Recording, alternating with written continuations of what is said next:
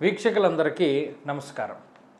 June నెలలో ఏ విధమైనటువంటి గ్రహస్థితి ఉన్నది, ఆ గ్రహస్థితి వల్ల ద్వాదశ రాశుల వారు ఏ విధమైనటువంటి ప్రభావాన్ని పొందబోతూ ఉన్నారనేటువంటి విషయాన్ని ఈ కార్యక్రమం ద్వారా తెలుసుకుందాం. ముఖ్యంగా జూన్ నెలలో అందరూ ఎదురు చూస్తూ ఉన్నటువంటి గ్రహం యొక్క మార్పు, దేవగురువు అయినటువంటి బృహస్పతి మిథున రాశిని వదిలిపెట్టి జూన్ నెల 2వ తారీఖున కర్కాటక రాశిలోకి ఆయన యొక్క సంక్రమణం చేయబోతూ ఉన్నారు.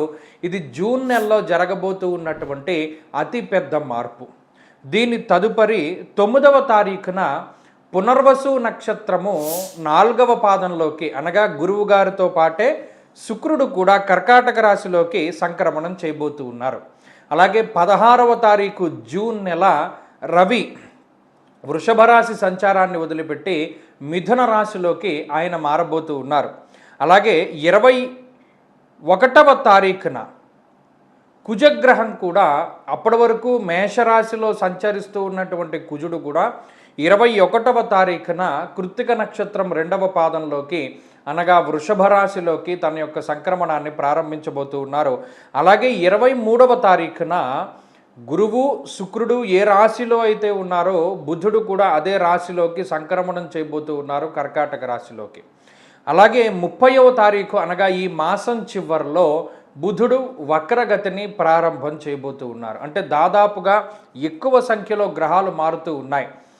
నిజానికి 2వ తారీఖున మారేటువంటి గురువు, 9వ తారీఖున మారేటువంటి శుక్రుడు, 16వ తారీఖున మారేటువంటి రవిగ్రహము, 21వ తారీఖున మారేటువంటి కుజుడు, అలాగే ఈ మాసంలో 23వ తారీఖున మారేటువంటి బుధుడు, దాదాపుగా 5 గ్రహాలు ఒకే నెలలో రాశిని మారడం అనేటువంటిది చాలా అరుదుగా సంభవించేటువంటి విషయము గోచారం ప్రకారంగా.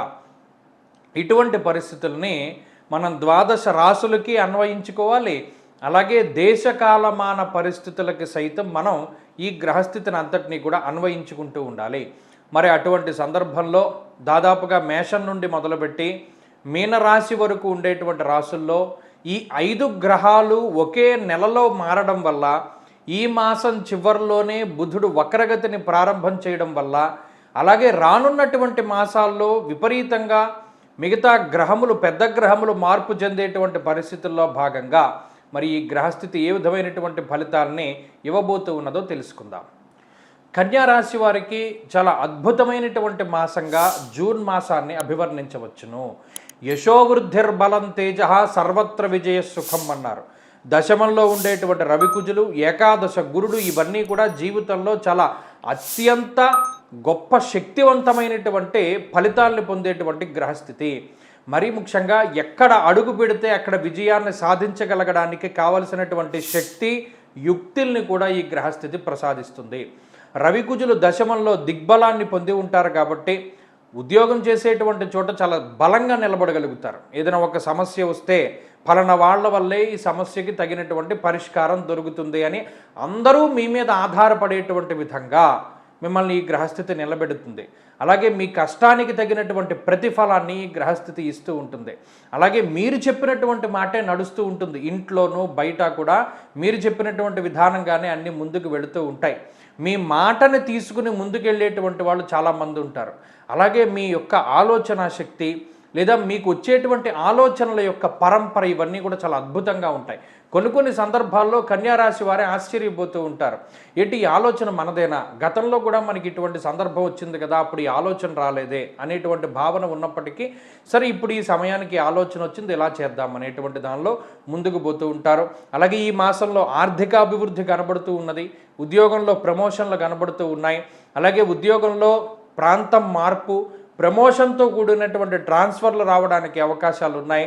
అలాగే ఆకస్మికంగా ఏదైనా ఇంక్రిమెంటల్ రూపంలో కానీ, బోనస్ రూపంలో కానీ ధన రాబడికి అవకాశం ఉంటుంది.